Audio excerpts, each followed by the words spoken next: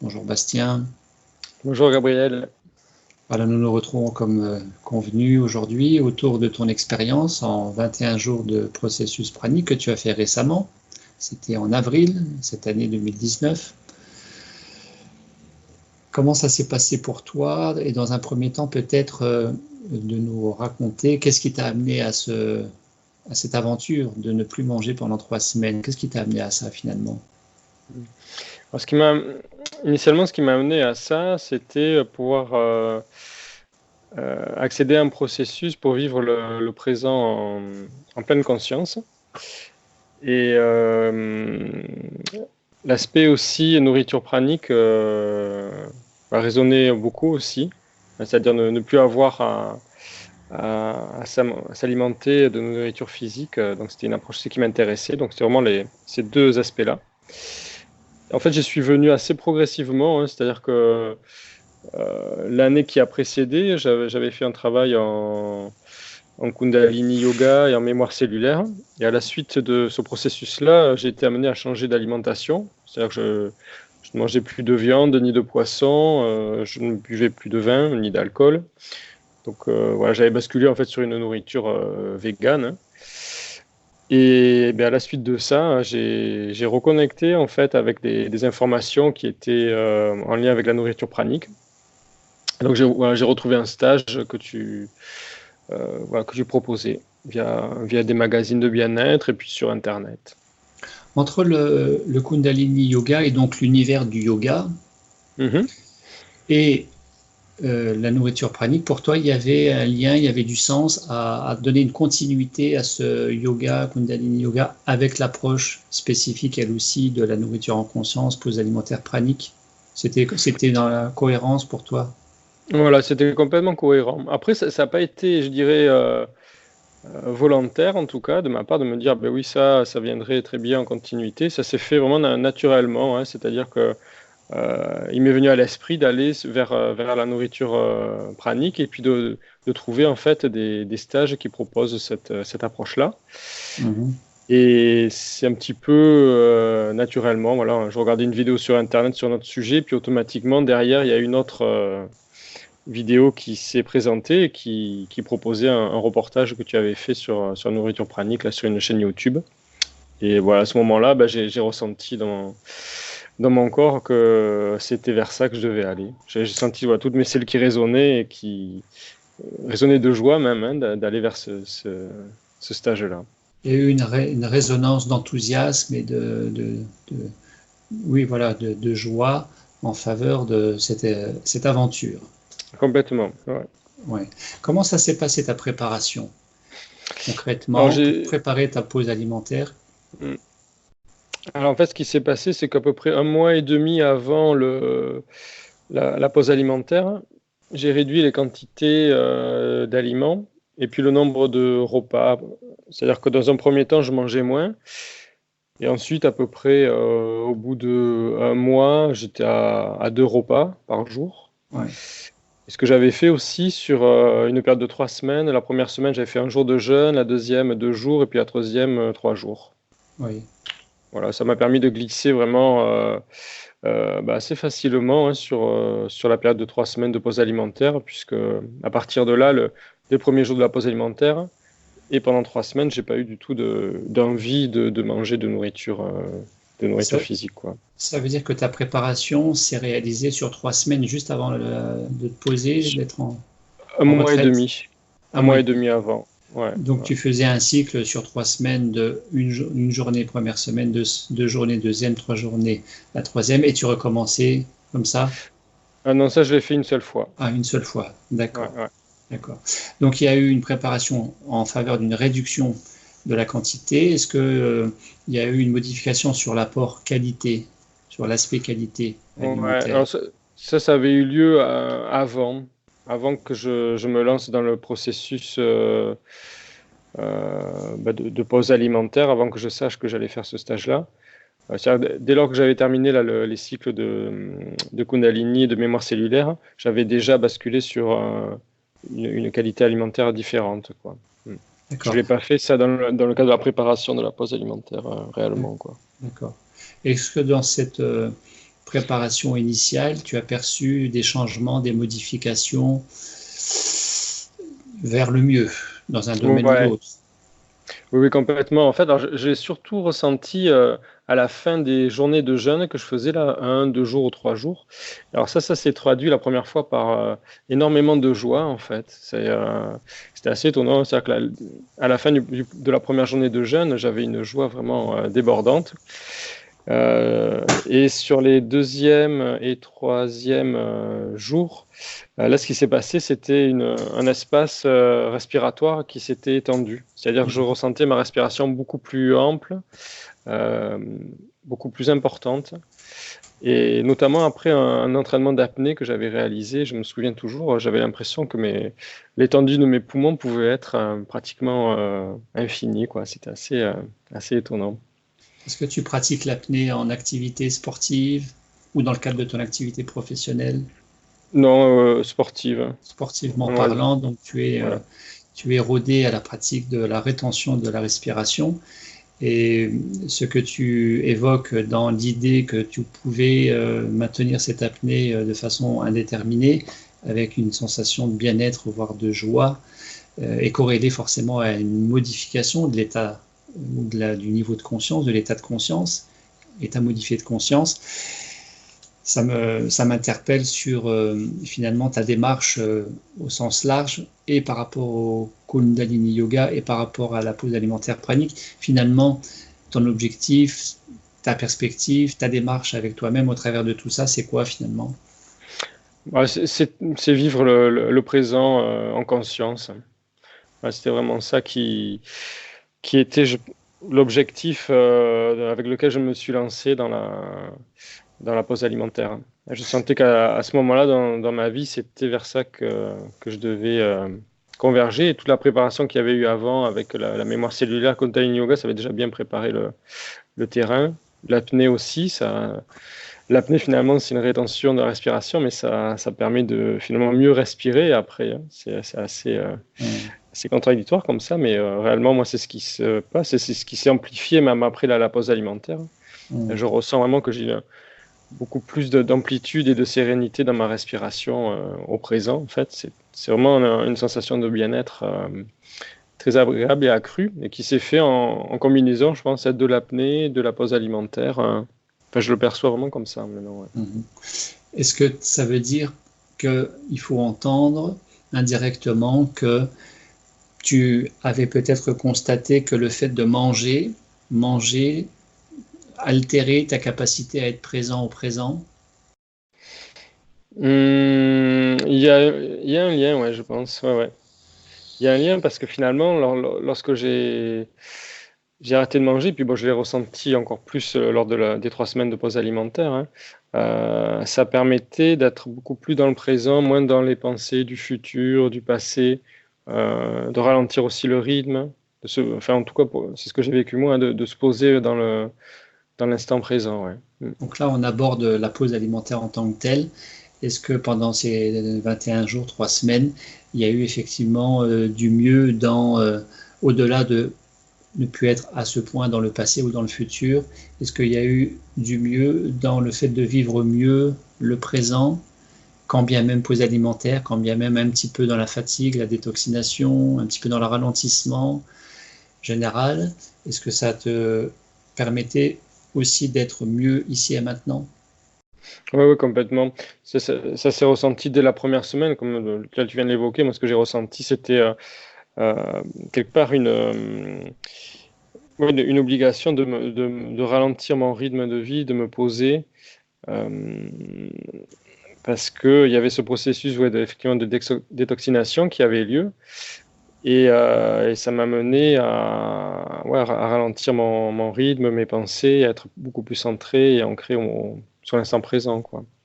Et une fois c'était surtout la première semaine, donc j'ai senti ce processus de détox. Et dès la deuxième semaine, là, j'ai ressenti vraiment une étape franchie par rapport à ça, qui me permettait d'être beaucoup plus centré au présent et de Ça, vivre la méditation encore plus pleinement et directement et beaucoup moins dans le mental, quoi. Ouais. ça s'est accentué dans la deuxième semaine de pause alimentaire. Ouais. Est-ce que ça veut dire que le fait d'être plus au présent aller directement dans le sens d'être moins dans le mental. Oui, exactement. Ouais. Est-ce que tu as perçu ça, ce lâcher-prise du mental? Oui, complètement. Ouais. Ouais, là, il y a eu vraiment je l'ai senti à partir de la deuxième semaine, quoi. Il y a eu un franchissement. Et alors, tel que j'ai perçu, c'était vraiment lié au processus de détox, quoi. D'habitude, déjà, le corps ne plus s'alimenter. Et puis, du coup, en partie, une fois détoxifié, ça a permis d'accéder à cette présence, à cette conscience plus accentuée du présent, quoi. Ouais. Dans cette conscience du présent, est-ce que ça s'est traduit aussi ou ça t'a suivi aussi jusque dans le sommeil? Comment était ton sommeil dans cette pause alimentaire? Alors, mon sommeil, il était plus court. Ouais, c'est-à-dire que j'étais autour de 5-6 heures de sommeil à peu près. Alors que d'habitude, il m'en faut 8. 8, c'est le temps qu'il me faut pour bien me reposer. Et là, effectivement, toute l'énergie qui était dédiée normalement à la digestion, qui quand même s'opère en temps normal 3 voire 4 fois par jour, quoi, hein, cette énergie-là, il n'y en avait plus besoin. Donc, finalement, elle pouvait être dédiée à autre chose. Et puis, ça se traduisait en tout cas par un plus faible sommeil nécessaire, quoi, pour le repos. Est-ce que pour autant le sommeil réduit en quantité, en durée, avait gagné en qualité avec des phénomènes liés à la conscience pendant ce sommeil, des rêves ou autres? Oui, j'ai eu des rêves. Moi, j'en fais aussi en temps normal, mais là, c'est vrai que au niveau des rêves, je l'ai senti plus sur la fin des 3 semaines, et en particulier vraiment à la fin du processus, là où j'ai fait des rêves en conscience très forts, avec des symboles très particuliers, très lumineux, même des rencontres avec des êtres assez particulières. Ouais, c'était vraiment très très fort. Ouais. D'accord. Donc là, tu as été nourri dans cette perspective d'être plus en conscience. Ouais. Et qui dit être plus en conscience dit peut-être accéder à des niveaux de conscience eux-mêmes permettant d'accéder à des plans de conscience, à des dimensions parallèles, complémentaires. Oui, tout à fait. Ouais. Il y a des phénomènes bizarres, hein, des phénomènes très particuliers, parfois que les poseurs alimentaires vivent dans ce sens-là. Certains décrivent avoir rencontré des guides, avoir été visités par des anges. Je dis ça parce que j'ai un stagiaire de fin 2018 qui a évoqué dans le groupe qu'il y a quelques jours, il avait perçu dans le ciel, pas loin de lui, peut-être à une 50aine de mètres de lui, dans le ciel, une présence qui ressemblait à un ange, qui était apparu en double fond, semi-vibratoire, donc visible à l'œil physique et à l'œil clairvoyant du troisième œil. C'est un petit peu particulier à raconter, mais c'est ce que lui-même a raconté, comme vision, quoi. Voilà, comme vision. Ouais, d'accord. Ouais. Voilà. Très bien. Moi, j'ai des symboles assez forts. Je me souviens, il y avait beaucoup de symboles astrologiques qui venaient sur le troisième œil, comme ça, en lumière. Je me souviens d'une colombe blanche aussi très très belle qui venait s'imprégner en fait en moi, hein, par le troisième œil. Et je me souviens surtout en fait d'une séance thérapeutique que j'ai eue, qui m'a été en tout cas proposée puis promulguée. Et alors c'est marrant, c'est comme si j'étais allongé puis que les personnes autour travaillaient sur moi. Et il y avait d'autres personnes aussi qui se faisaient, je pense, soigner, hein, en quelque sorte. Et alors c'était assez étonnant parce que les voix étaient vraiment comme si j'étais dans le plan réel, hein, en fait, hein, très proche. Et la dame, en tout cas, qui me parlait, me connaissait, hein, en fait. Elle s'adressait à moi comme si elle me connaissait. Et puis, voilà, j'entendais qui travaillait sur moi, quoi, en quelque sorte. Ouais. Donc ça, c'est ce que tu as vécu, c'est ça? Ouais. Je l'ai vécu le dernier, la nuit avant de reprendre la nourriture physique. C'est-à-dire le dernier jour de la pause alimentaire, ça je l'ai vécu. Ouais. Tu as vécu ça en journée ou en nuit? En nuit, je dormais. En nuit, d'accord. Ouais. Enfin, je dormais. J'étais très conscient en fait, hein, mais mon corps physique dormait, quoi, en tout cas. Bénéficiant d'un soin énergétique, de rééquilibrage, d'harmonisation globale subtile, au niveau de tes corps subtils, de l'aspect quantique du corps physique. On peut dire ça Exactement. Comme ça. Ouais. Ouais. Les fameuses aides invisibles. Voilà. Visibles, mais quelque part, en tout cas par la principale personne qui le promulguait me connaissait très bien apparemment. Ouais. D'accord. Bon. Alors, il faut préciser que toi, Bastien, tu as réalisé ce 3 semaines de pause alimentaire en deux modes, 2 versions, 2 approches complémentaires. 2 semaines en résidentiel, en immersion 24 heures sur 24 au sein d'un groupe dans un gîte, et c'était dans l'Hérault cette année. Et tu as complété avec une 3e semaine à distance par Skype avec quelques autres personnes qui étaient en même temps avec toi et que j'accompagnais à raison de 2 fois par jour à distance par les multimédia. Comment est-ce que ça s'est vécu à ton niveau, cette double approche et résidentielle collective et plutôt individualisée, Skype à distance pour la 3e semaine? Tu as eu ces 2 approches, comment tu as vécu tout ça?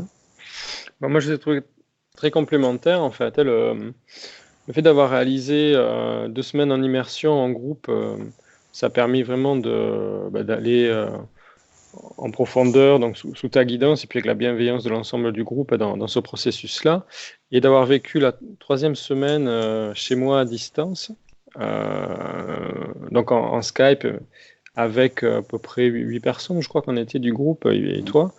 Ça a permis aussi de faire un passage, de réintégrer progressivement la vie au quotidien, en fait. Donc, voilà, ça s'est fait vraiment en douceur, quoi, sur les 3 semaines. Déjà, les 15 jours, pour moi en tout cas, se sont très bien passés au sein du groupe. J'ai beaucoup apprécié les différentes interactions, personnes. On avait à la fois du temps pour soi, du temps en groupe. C'était bien équilibré, voilà, au niveau du temps. Et la 3e semaine chez moi, voilà, ça m'a permis de pouvoir reconnecter à ma vie ici, quoi. Donc, voilà, ça c'est un bon format en tout cas pour moi. Ouais. Bon, et donc le retour à la vie sociale s'est fait sans trop de difficultés à l'issue de ces 21 jours? Non, sans difficulté. Non, moi j'ai pas eu dans mon entourage, que ce soit amical ou professionnel, j'ai pas eu de contraintes ou de contrariété. Ouais, non, pas du tout. Non. Est-ce que cette pause dans ta vie de 21 jours, tu l'as d'une manière ou d'une autre intégrée dans ton quotidien de manière à ce qu'elle puisse continuer d'une manière ou d'une autre en fonction de ton objectif initial qui était la conscience du présent? De quelle manière est-ce que tu as donné suite à ce processus dans ta vie, si ça a été le cas? Ouais, moi j'essaie de l'intégrer le plus possible à chaque moment en fait, c'est-à-dire vraiment en étant présent à chaque instant, en me reconnectant à ma respiration consciemment. Dès lors que je sens que mes pensées m'amènent trop vers le futur, vers le passé, je me reconnecte à cet état d'être, de conscience du présent. Ouais, donc c'est quelque chose qui m'accompagne quotidiennement et puis je dirais pratiquement à chaque instant. Hein. Quel est oui. J'essaie aussi à peu près tous les matins de prendre du temps pour réaliser des méditations avec des approches là, qu'on avait réalisées pendant la pause alimentaire. Hein. On se reconnectait en différents centres énergétiques, à la lumière dans chaque cellule, à les différentes approches. Et donc ça, pour moi, ça me fait du bien de commencer la journée avec ça. Mais voilà, surtout que ce que j'essaye, c'est de l'intégrer à chaque instant, quoi. Que ce soit pas juste des moments dédiés à la méditation le matin et puis oublier ça après la journée. Bien sûr, quoi. Bien sûr. Quelle est ta relation aujourd'hui à la nourriture? Alors, ma relation à la nourriture, moi, je pense qu'elle est beaucoup plus sereine qu'avant, hein, dans le sens où je vois bien que je mange, pour moi en tout cas, la nourriture beaucoup plus saine, en moindre quantité. Donc ça, c'est important pour moi aussi d'un point de vue éthique par rapport aux problématiques qu'on connaît là, sur la planète, sur les ressources, etc. Moi, je suis je me sens aligné en tout cas avec ces problématiques que l'on a sur la Terre et puis adapter aussi mon régime alimentaire par rapport à ça. Donc voilà, ma relation à l'alimentation, pour moi, elle est en tout cas plus adaptée maintenant qu'avant, quoi. Mhm.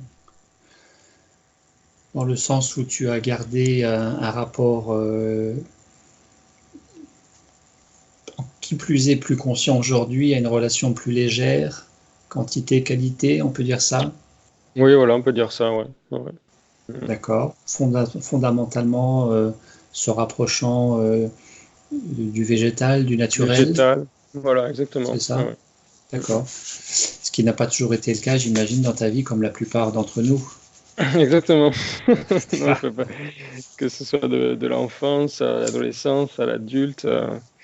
Voilà, moi là j'ai 37 ans, ouais, jusqu'à 36 ans, j'avais une nourriture, on va dire, voilà. Monsieur tout le monde. Voilà, exactement, ouais. Ok.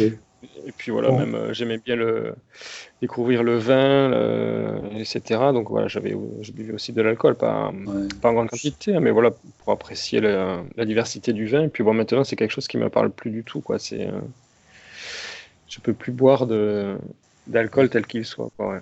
Ouais. Ça passe plus du tout. C'est ton corps qui dit non ou c'est toi qui as mis un veto? Ça se passe comment? Non, c'est le corps, ouais. C'est-à-dire que dès que je le mets en bouche, je le recrache, quoi. Je peux pas. Ah oui. Ouais. Bon. C'est plus du tout. Il y a un changement de fonctionnement, hein, même. Je pense au niveau Ouais. du cerveau, dès qu'il détecte qu'il y a une présence comme ça Ah ouais. dans la bouche, ça passe plus Mhm. du tout. Et Ouais. c'est à ton regret ou à ton plaisir? Ouais, mon plaisir. Même si j'aimais beaucoup découvrir des vins, là, je me sens plus aligné à ne plus boire d'alcool. Les lendemains de repas, du coup, sont beaucoup plus Mhm. faciles aussi. Mhm. Voilà, non, c'est beaucoup mieux comme ça. En conclusion, tu donnes vraiment l'impression d'avoir vécu ce processus relativement tranquille, facile, où il y a eu des moments plus difficiles. Alors, il y a eu des moments plus difficiles dans les fluctuations d'énergie, en fait, hein. C'est-à-dire il y a des moments où j'étais vraiment euh, débordant d'énergie, puis d'autres beaucoup Ouais. plus down. Donc Mhm. voilà, j'ai une phase où ça oscillait beaucoup. Donc cette phase-là n'était pas forcément voilà, celle qui était la plus agréable. Mais bon, voilà, ça s'est passé. Et puis bon, ça s'explique aussi, hein, par le fait que le corps aussi doit s'habituer un petit peu à ce processus-là, notamment dans la phase de détox, quoi, hein. Mhm. Mais voilà, j'y ai largement survécu. Si c'était à refaire, je le referais, ouais.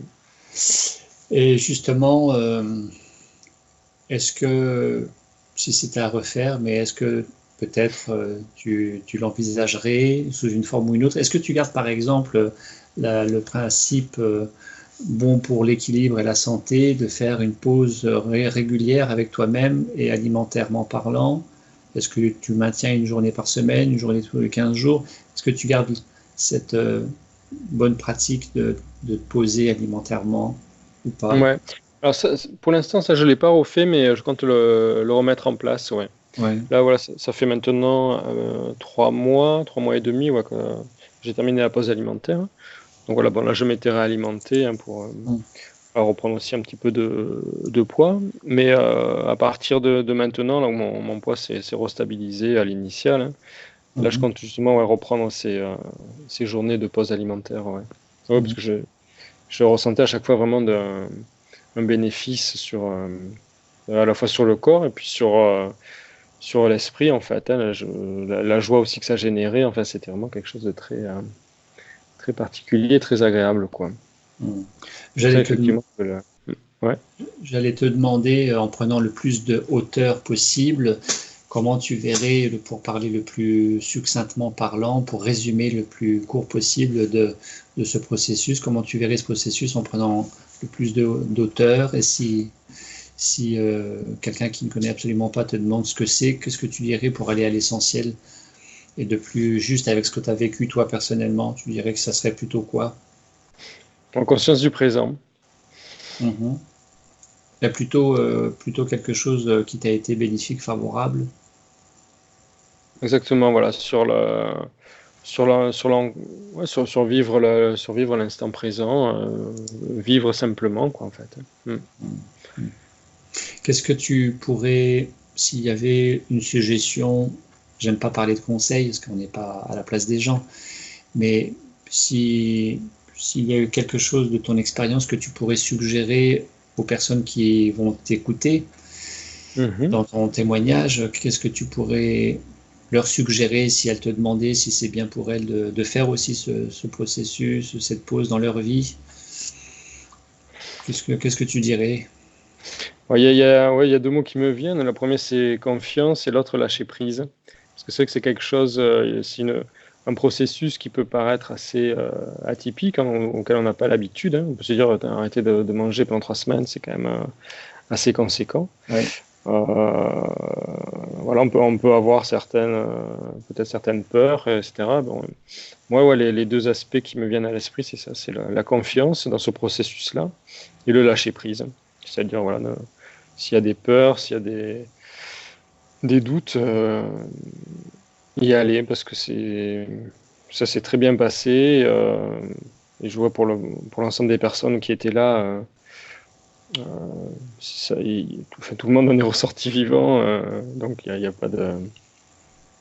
Pour moi, il y a aucun doute à pouvoir y aller, quoi. Si on sent que quelque chose nous appelle, qu'on est attiré par ce processus-là, c'est important de le concrétiser, à mon avis.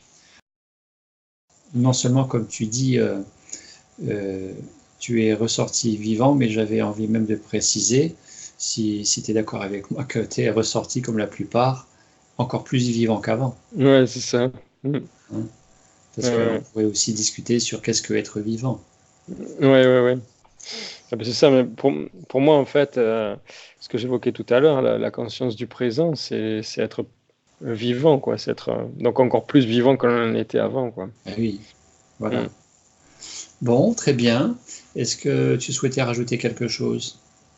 Non, après, je pense qu'on a fait le tour de l'essentiel, ouais.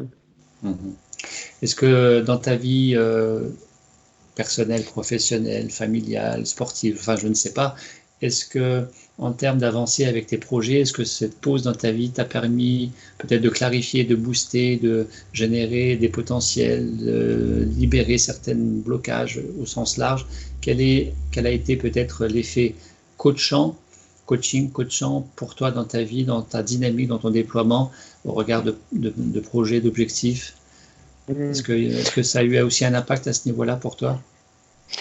Ah oui, dans le sens où pendant la pause alimentaire, justement, on a travaillé sur une approche qui permettait d'ancrer au présent un projet qui nous tient à cœur, hein, que ce soit d'un point de vue professionnel ou personnel. Et donc de déployer sa capacité créatrice. Donc ça, c'était quelque chose, moi, qui m'a beaucoup parlé aussi. Alors moi, sur les projets que j'ai évoqués, c'est des projets à la fois, hein, donc perso et pro. Alors, pour l'instant, ils ne se sont pas encore concrétisés parce que c'est plus des projets à long terme, je dirais. Enfin, en tout cas, pour la concrétisation, voilà, ça demande un peu de temps.